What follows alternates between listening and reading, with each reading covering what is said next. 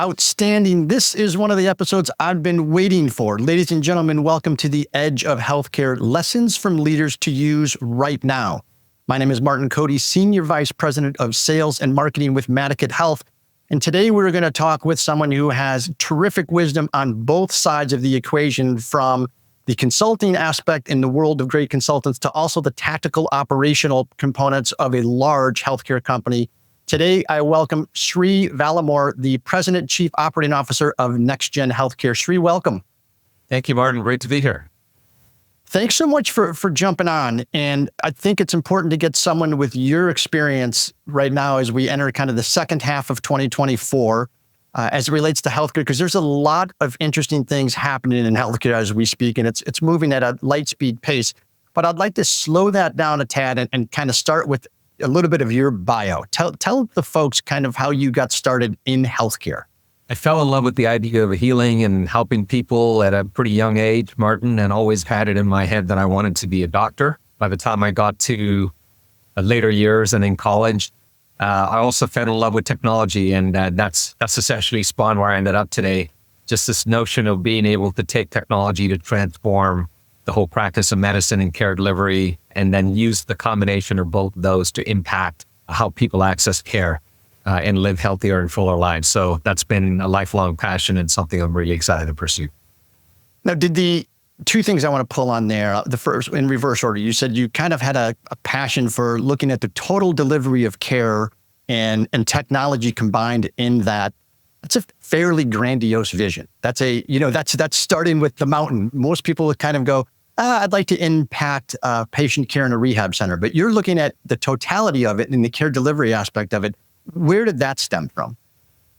I've grown up all over the world in different countries. And when you look at the relative inability to access care and health services in different parts of the world, particularly places like India and Africa, where I grew up, you can't help but wonder if there aren't opportunities to scale and get better leverage and provide these capabilities and these services to a broader swath of the population. And that probably is what planted the seed in my head, that there's got to be a better way to do this than having individual doctors come and knock on 1,000 doors and 2,000 doors. And, the more I've been in the engineering and technology world the last 3-4 decades and seeing the advancements, that conviction has gotten stronger and stronger, that surely we're not leveraging the best of everything available to us to open the doors to more folks. It seems to be a perpetual and inextinguishable flame of desire, which I think is great and needed in healthcare. You mentioned you grew up all over the world. I believe I know you attended undergrad at Duke. And did you give us a little bit of history on where did you grow up? Well, at least 10 different cities in India until I was 13. I lived in the Middle East in Bahrain for about 4 years. Had a chance to see Saudi Arabia and Bahrain and the United Arab Emirates in my teenage years. Immigrated to the U.S. Senior year of high school. Got my undergraduate in North Carolina, as you noted, Martin, and then got the itch to travel again, and then promptly left 2 years after graduation to go roam the world for another 4 or 5 years and work all over Asia and Australia and the United Kingdom, and eventually made my way back to L.A., where I'm married with kids. And what took you business-wise? I know I saw an engineering degree or multiple engineering degrees in your background. Was it the engineering that had you going around the world, or was it healthcare, or both? This mashup concept of technology and healthcare, that's sort of a theme in other aspects of my life as well. I combined different aspects of my education into a consulting career early on in my life. And at its core, it was really about creative problem solving using different disciplines. And that as a thematic kind of took me to different organizations and different industries and sectors around the world, gave me the opportunity to see amazing places and work with great companies like Goldman Sachs and Morgan Stanley and Amex and others over the years. All right. Was that with McKinsey? It was with different companies. It was initially with a small firm called Diamond Management Consulting. Okay. It was less than 200 folks. We used to get seconded into global corporations to go become part of internal SWAT teams, if you will, to take on problems. I originally landed in Hong Kong to lead the Y2K Command Center, for those of us old enough to remember the fuss around that. We'll put a definition for Y2K in the liner notes. But that was fun, and then that led to doing a startup with some friends in Philippines and Singapore in the financial services technology space. And then I kicked around, and then I actually ended up at McKinsey about 13 years ago after I was stint at Diamond. And I'm curious, did you ever sit there as a young Shree traveling the world going, what on earth am I doing? Were you ever overwhelmed with the possibilities and opportunities in front of you from a standpoint of, I mean, where did you get the confidence, I guess is where I'm asking? Or did you ever think, I'm just a kid from India that's grown up in X different cities and by the age of 13, how am I getting this opportunity? Was there a mentor involved? I'm fascinated by this. Too many mentors and too many people to thank, Martin, to be quite honest. I have to be honest, even today, I sit and pinch myself, wondering how the heck I ended up where I did, having grown up where I did. It's been a good fortune of just sort of following my nose and being surrounded by incredibly ambitious and smart people, listening to them, in many cases copying them. And lots of folks along the way who saw a guy who had some passion, some interests, and decided to nurture it at the appropriate time. So too many people to thank, but it's been a path less traveled, a fortunate kind of stringing together a lot of different opportunities. You know, and that's fascinating. And I think there's some shareable wisdom there with regards to too many people to thank, which is a very compassionate and gracious comment, because I believe that would be great ideas or wisdom to share with people that are now entering the healthcare market, or maybe have been in the healthcare market 2 or 3 or 4 years and are trying to find their way, is find someone, as you mentioned, who's been there before, done it before, and learn from them. And don't be afraid to ask them for some guidance, some knowledge, some wisdom. Is there anything I should be doing differently type of stuff? Is that kind of what you did? Indeed. I certainly went around asking for a lot of advice from folks that I work with over the years. But for folks in healthcare, I will say this. You said at the start of our discussion here, it is an incredibly complex space. You could study every individual sector in our industry and spend your entire life studying it. What's fascinating is, as a young person, if I was starting all over, I would try and find folks that understood the pharma world, the payer world, the provider world, the technology world, the investing world, the banking world. These aren't discrete silos. They all come together in very interesting and unique ways, and not to mention, government advocacy and the policy world as well. If you get the opportunity as a young person to find someone knowledgeable in each of these 6, 7 areas and been there here for 20, 30 minutes, I think this view from the mountaintop of how all these pieces come together is incredibly valuable to solve any tactical problem in any particular corner of our sector. Completely agree. And I'm wondering, it just made me think of, in today's virtual world, how that might be more complex or challenging, because you can't have the coffee powwow with the CEO in the office, once a quarter type of thing. Do you have any ideas on how a new person or newish person in the industry can make themselves available to that type of leadership mentality and that brain trust, air quotes, if you will, of how do I get access to him or her? That's a great question. There is no question that it's harder to put yourself physically in these places. I'd say on the flip side of it, there are more resources available to the average person to just go find on the internet or hear a podcast like what the one you're hosting right now, Martin, and avail themselves of at least a starting baseline of what all these are from the get-go. I found community sites like LinkedIn and others to continue to be useful. Of course, they have their limitations, but you can form forums and groups in these online communities. And one of the interesting things that I've seen some of the younger folks do at places like McKinsey and others is take their personal motivation and drive and convene forums. There are business schools, universities that host industry events and conferences where they invite folks to come meet students and have coffee chats and talk about issues. Many corporations have budgets that allow their employees to go in and do the same. Right. So there's a little bit of a, how hungry are you to learn, and are you willing to go find the resources locally available to you to try and create these forums where they don't exist, to meet with people and connect. That's a great point. I think everything comes down to effort and work, if you will. And that's certainly part and parcel to making yourself, getting exposure to these individuals, finding things in the community, finding things online that you can participate in. Brilliant point. And you mentioned McKinsey, and they're in arguably a class by themselves, or a very elite class. And one of their excellent modalities, if you will, is their LEAP methodology. And you talked about some of the aspects of these 7 disciplines. Is that philosophy that you have today about those 7 disciplines, is that from Leap per se, or is it a little bit of a kind of a wonderful blend of things Shri has learned over the years that these are the areas of focus?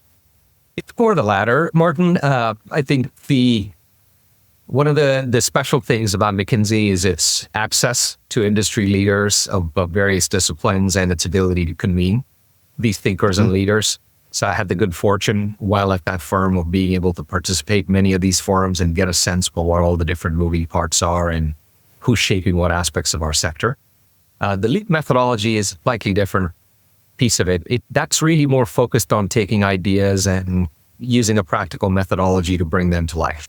So if you're tracking what's happening in our industry, anywhere from 10 to about $30 billion a year of investor capital is going into digital health funding in healthcare annually. It's pretty low in 2023, but it's been averaging around 25 billion a year.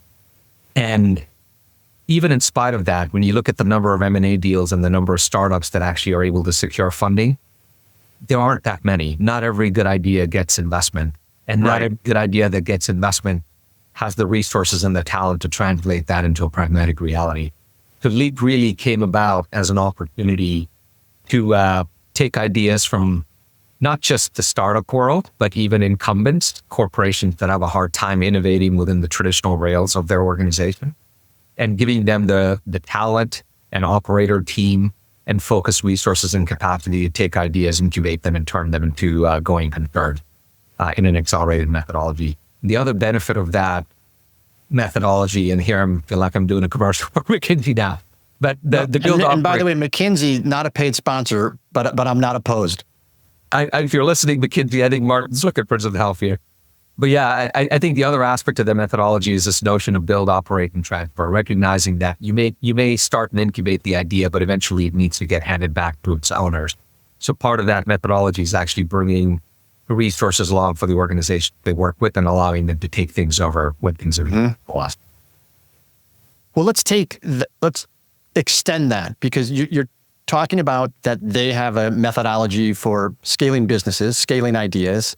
And there's a certain methodology, and this is contextually related to, I believe, your arrival at NextGen. So you come into NextGen and you have a lot of wisdom, but you also are looking at an organization that has a great product mix, has a great culture, has tremendous people, and there's seriously corporate goals and things of that nature. So how did you take all of your background and everything from the engineering from McKinsey to address the challenges immediately at NextGen, and what were you tasked to do upon arrival? So my role upon arriving in NextGen was really to catalyze growth. And as a public company that was really growing in the low single digits at that time, it was a desire from investors that had been part of the growth journey at NextGen for some of them for 30, 40 years to want to see it step up to what they perceived as the new healthcare that was emerging. And it's sort of a nebulous role in the sense, well, what exactly does catalyzing growth mean? And to be perfectly honest, I had to learn what that meant in the NextGen context myself. What'd you come up with? Yeah, what's exciting about it is you look at the organization and say, it's like walking into a kitchen and someone asking you to prepare a gourmet meal. Your first question is, well, what are my ingredients? And what kind of cuisine are you looking for? And what's your taste palette? So if you were to take that metaphor in our case, starting with who are we serving as clients and what do these customers want was the North Star, first and foremost. Okay. It came to NextGen because it served the outpatient ambulatory world. That's where all the action was. So coming in with at least the base of understanding of what do ambulatory practices of the future want? What are the issues that are top of mind? What are they looking for? That was the first step. Once we understood that angle of it, then the question was, well, how do we ensure that we serve them the dish that suits their desire for the kind of meal that they're looking to have? I'm going to torture this food metaphor here. No, and I'm going to continue it. So keep going. So we took a step back and said, well, what ingredients do we have? And it turned out that NextGen was in this privileged position of serving almost 100,000 providers, having access to data for nearly 140 million patients over the years, empowering nearly 35% of the public health information exchange market, and privileged access to so many of the very large practices and clinics spanning 40 different clinical specialties in the industry. So looking at that base of building blocks of the ingredients, then it became a case of, okay, well, what do we need to, how do we bring these ingredients together in a way that solve very specific problem? And what resources do we need internally and externally to bring these together? So what that ended up becoming, in short, was a clarity of purpose. First, understanding what is the full potential of growth we could get if we were to solve these problems. We set that goal. Then we got the organization inspired and excited about believing that we had not only the privilege, but the right and the ability to get there. And that came from a lot of conversations with people all across the company. It came from the addition of new talent. And it came from showing on a factual level all the things that we had access to that were at our disposal and convincing people to believe that this was possible. And once that was done, we focused on a few simple areas. How do we monetize and unlock data for our customers? Right. How do we take service responsiveness to the next level? How do we take things like taking friction out of a physician's workflow on a day-to-day basis and give them 30 or 40 minutes back? So we took the macro goals and translated them into a few call moments of delight or quick win, and then set about in a very focused way, saying, let's attack each of these things that improve the financial sustainability of a practice and improves the provider experience and makes patients happy. And if we check these three boxes, they trust your ability to take on more complex challenges than you build on. And that turbocharged the whole thing. And so then pulling that back a little bit, walking in, you're tasked with architecting this vision and then obviously selling it upstream and downstream and then implementing. 3 weeks, a month, how long did this all take? We are still on the journey is the honest answer, Martin. The initial part of, I think, shaping the vision probably took about 3 or 4 very focused months. And then sharing that vision with the whole organization in town halls, meeting our board members, meeting individually with different parts of the organization. Those all took that 3 to 4 month period just to rally folks around, hey, here's the North Star, here's what we're working toward. And it's taken us probably the better part of almost 18 months to 24 months now to find the right resources. In some cases, stop doing certain things, reallocate those resources, get the right people in place, and essentially implement and execute on that in a sustainable way. So that journey continued. Well, and to extend the torturing food metaphor, you have a clientele, if you will, that you perceive their dietary habits to be one thing, but their dietary habits are changing because they are faced with and confronted with, unprecedented staffing shortages, unprecedented pandemic. So you have to be agile enough to adapt and augment your offering to what you're providing them so that it now meets new challenges that 24 months ago you had no idea existed. How has that been progressing? It's been progressing well. For all of the change and the disruption that's happening in the industry, I don't know who coined this phrase, but they said change happens at the speed of culture. And I think all of us that are in this industry look around and we see all the disruptive forces happening. But at the same time, we're in a sector where the incentive models have been so calcified for so long that even obvious ideas that can benefit folks take a very long time to that. So for better or worse, I think we've had the opportunity to engage our clients to say, hey, how are your dietary preferences changing? But having also, in some ways, the luxury of more time than you normally would have expected to ensure that things get adopted. Now, of course, there are extraneous forces. A great example of this is telehealth. It was kicking around in the industry for 12, 15 years, but it wasn't until the pandemic happened. Correct. Where a whole bunch of incentive structures changed that everyone just said, hey, this is obvious. We should be using it. Let's do it. And that adoption. Probably the single greatest outcome of one of the single greatest outcomes of the pandemic was the 10 to 15 year acceleration of telehealth.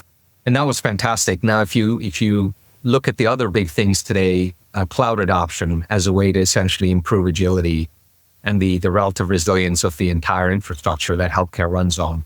That is continuing, but the pace of adoption has been steady. It hasn't been like what we saw with the telehealth world. And AI is the same thing. We're seeing the early adopter spike of folks using these things.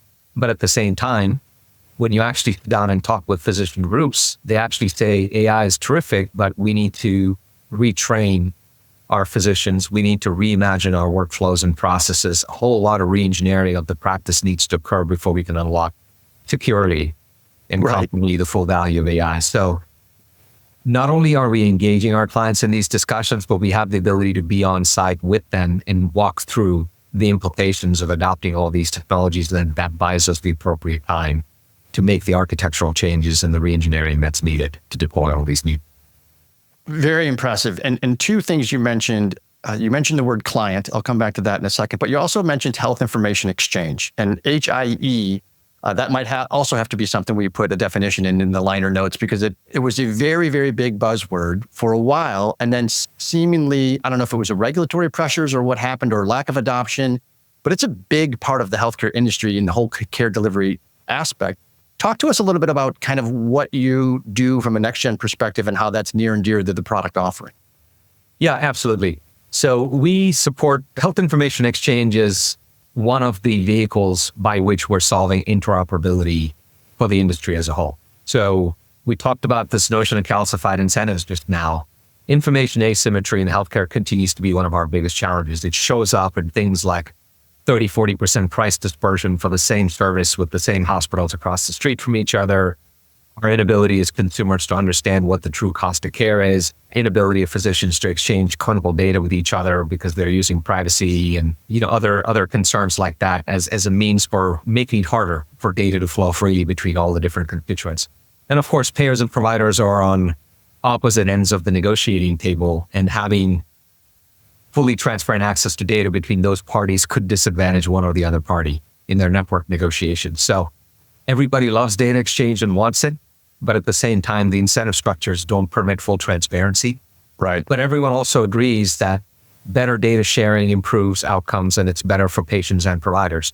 So the government, of course, this journey has been going on for 20 years. The federal government has funded many health information network initiatives over the years. And in fact, the private health information exchange market was projected to be a multi-billion-dollar opportunity as recently as 15 years ago. And within the span of 6 years, it collapsed entirely, with every one of these private HIEs getting either acquired by a payer or a hospital or a provider system. All we have left at this point are state-based information networks or federal public HIE that span multiple states. It's a long answer to your question. But what NextGen is doing is NextGen is actually now supporting these HIEs that have survived in the public realm. And we provide the rails for data exchange to occur across these public health information exchanges. And the same issues that plague the private HIEs plague the public HIEs as well. They're relying on members, they're relying on subsidies, they're relying on the ability to create new business models to stay and continue to provide the services that they do. But unless all the participating members freely allow the use of that data that's going across these networks to solve additional problems and to pay and subscribe to analytics that are associated with those, for instance, benchmarking quality for all the members or providing access to those data sets to support clinical research. These are ways in which HIEs can monetize the data flowing over their networks, but only if their members allow it. So today, NextGen actually supports the rails and the backbone. We also provide solutions for these HIEs to aggregate the data, but we're waiting on the HIEs and their members to permit them and us to take that data and take it to the network. And so what does that permission look like? It could take many forms. The simplest version of it could be, don't identify my unique data sets, but simply just benchmark all the participants and tell me where I went relative to everybody else.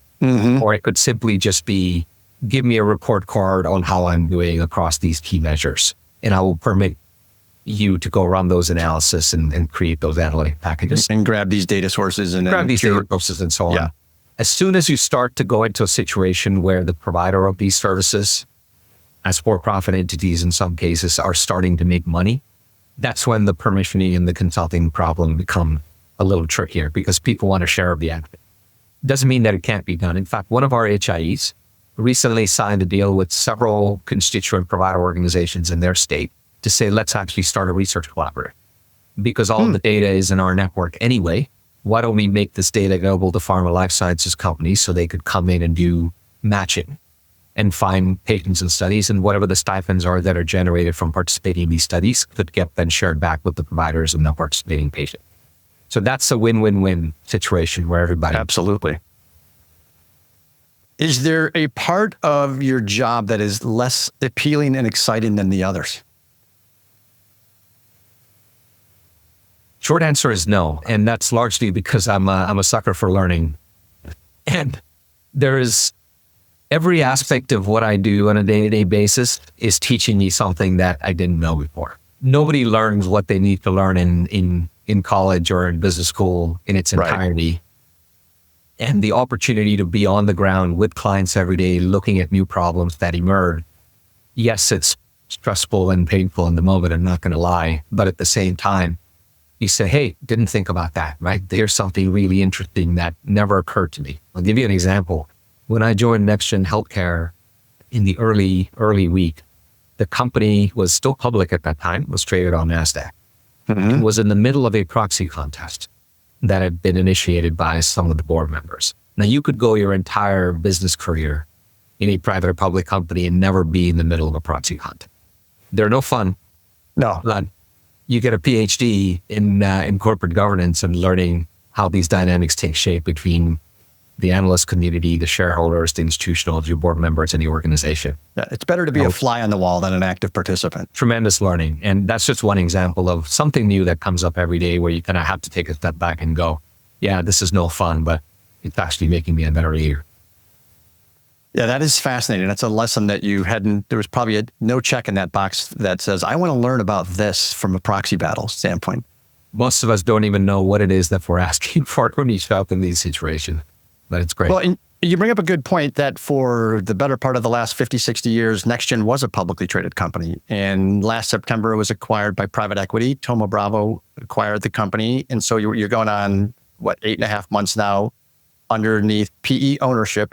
And I'd be curious, what do the frontline workers feel from that transformation on something that they experienced all their lives, if they'd been there for any length of time, to now a complete flip of the switch and all of the dynamics that change with that? How has that been transferred into the frontline employees, and what do they think of it?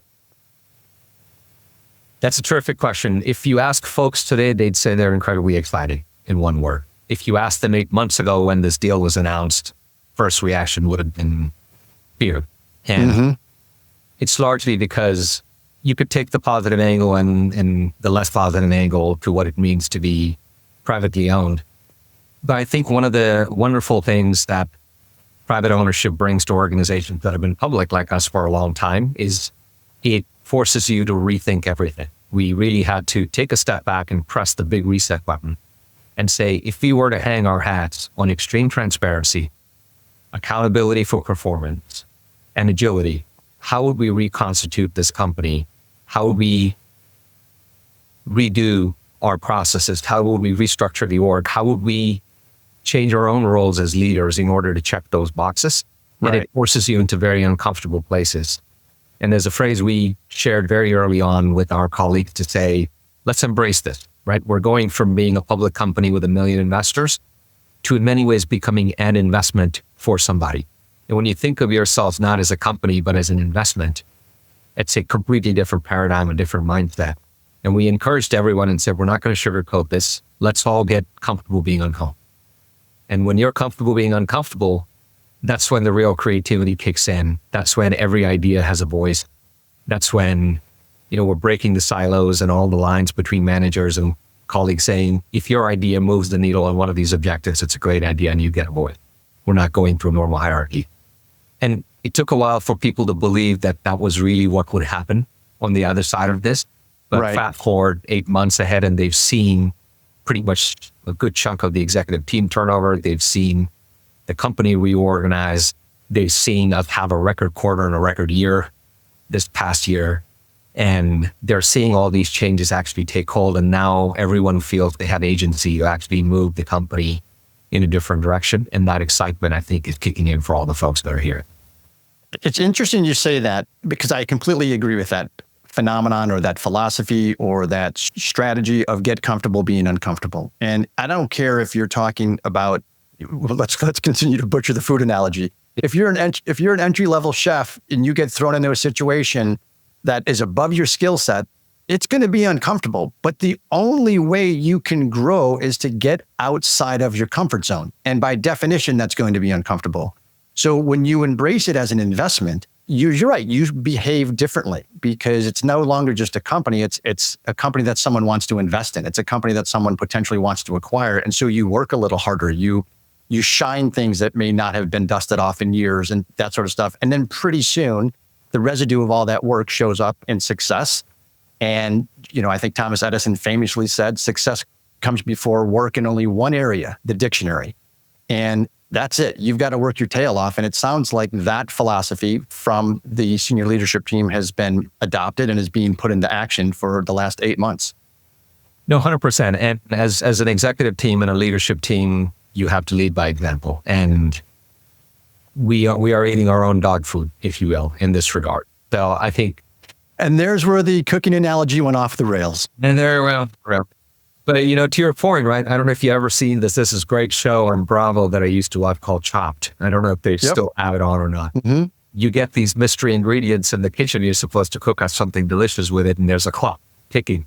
In many ways, operating in this world is similar to that. There's a target. There's a set time. There's an investment horizon.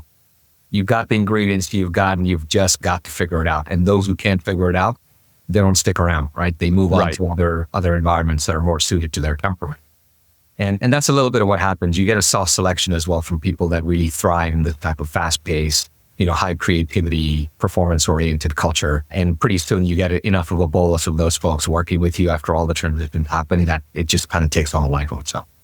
And that, what I think would be one of the more difficult areas to project, but also one of the more transformative, rewarding experiences, because you start to see people rise that were pretty stagnant, but now they're given a new environment with which to flourish in, and they take to it like, a fish to water, so to speak, and they start producing things that many people may have thought they weren't capable of, and they just love the new environment. And boy, what a positive and pleasant surprise those individuals are.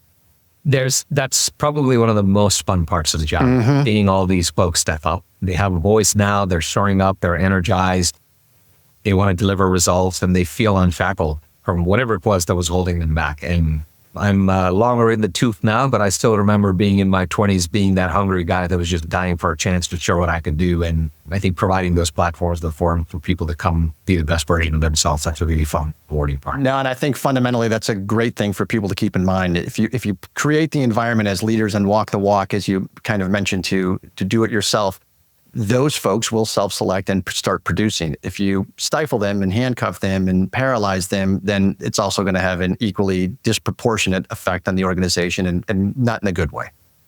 Every organization has these superstars that are just lying in wait for what? I don't know. In many cases, it's different in every situation, but everyone has these superstars. And if you're lucky enough to be able to find them and give them a chance to do something, give me a fun ride. Interesting. I want to pull on something a second with regards to development. And looking at it from your lens, you have operations, obviously. You're probably in some way dotted line or direct line over product and strategy, go to market.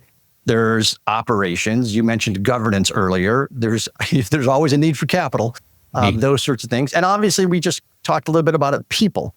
So of those core disciplines, is there any one that's more important than the others?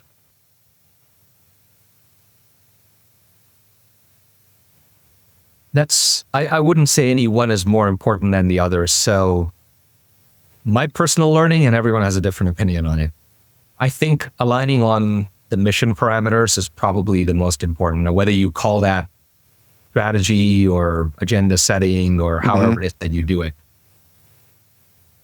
that is probably the hardest thing. In many ways, it's like getting people to all row at the same time in the same direction at the same pace. Right. Every one of those oars is important in its own way, but if they're all paddling furiously at different rates because each one believes it's more important than the other, you're going nowhere. You're spinning in a circle. So wherever it is that vision setting happens, where we say, hey, our mission is X. We joke in our company several times. I tell people, I'm not going to tell you how to do your job. I'm going to tell you that we need to get to Australia in 12 months. You could take trains, planes, automobiles, or, parachute. You figure out the most creative way to get there and how to partner with all the parties over here to arrive at that destination. But if I don't tell them that that's the destination, those are the mission parameters, then it's going to be hard for them to be effective as well. But that probably, I'd say, is the most important part if you had to choose one. But functional disciplines all need to go hand in hand and work out. Perfect. I like it. And I like the way you talked about mission alignment. And it gets back to what you referred to earlier as it relates to the North Star.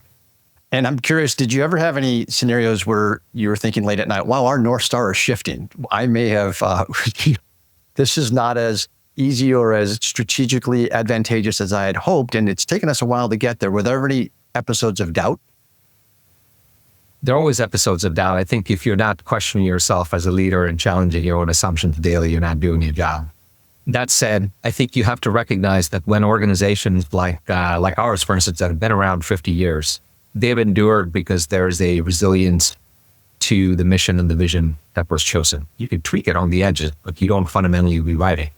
Now, in our case, we said better healthcare outcomes for all is our mission. That's the North Star.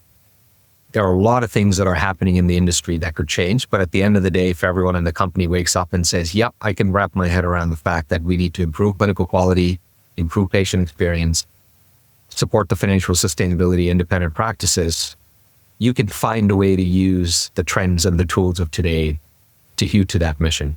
Now, where I think the identity and where I think the doubt comes in is if you start questioning the identity of the organization.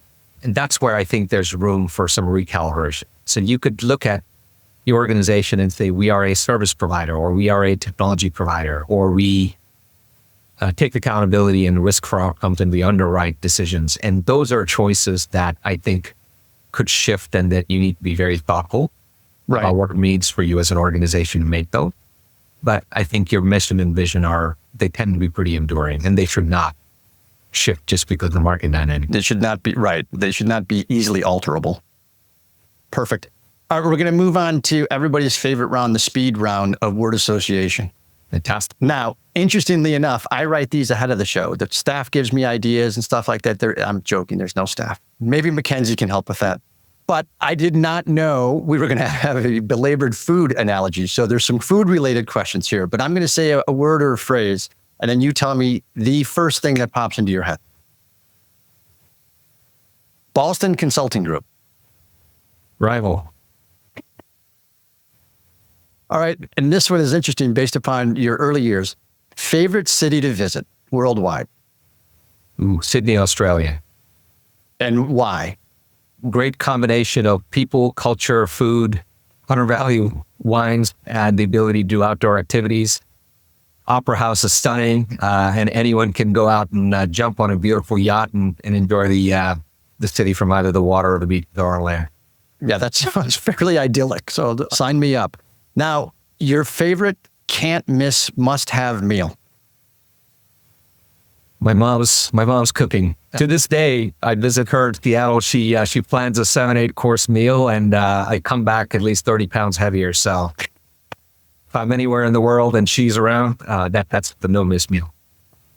I like it. Okay, speaking of good eating and undervalued wines, if there is someone in healthcare, living or deceased, that you would like to sit down with and break bread and maybe have your mom cater the meal, who is that person and what are you drinking? I've been thinking about Mark Cuban a lot lately. He's kind of a random guy, but I was scratching my head thinking of all the folks that are in healthcare, who would be a fun conversation. I come to him for a reason. He hasn't grown up in our industry, but he's got some very interesting and provocative ideas of how he wants to attack the status quo. And he's not just pontificating either. I think the successful launch of cost plus drugs and some of his thesis around what's happening with PBMs, he had some other interesting ideas about essentially funding medical school for every graduate in return for some kind of years of primary care service and addressing underserved communities around the country. So he's got lots of interesting and provocative ideas and the means to actually incubate some of these and come at them. So it'd be fun to sit down with him. That would be an awesome conversation. And you're right. And he comes to the disruption angle naturally. I mean, his acquisition of broadcast.com just to watch or listen to IU basketball games 30 or 40 years ago. And then everything he's done with Shark Tank and even his innovation with the Dallas Mavericks and some of the things he did to incorporate the fans more into the games and that sort of stuff. That now people see that today and it's just standard operating procedure. It wasn't always like that at professional basketball games. That's true. Not to mention, he just seems like a fun guy to be around. Exactly. Completely agree. Shri, this has been a blast and we're indebted for your knowledge and your time. So thank you so much for sharing and joining us here on the Edge of Healthcare. I appreciate that, Martin. You didn't ask me about the wine. A beautiful. Oh, that's right. What are you drinking? Oh, we're drinking. You're drinking a bottle of Cabernet? Cabernet from Pride Mountain. Ah, the Pride Mountain family will love it. Perfect. I appreciate that. Wonderful venue. Shri, thanks so much. And I will be in touch soon. Appreciate the time today. Likewise. Thanks, Martin. Fun conversation. Take care. Cheers.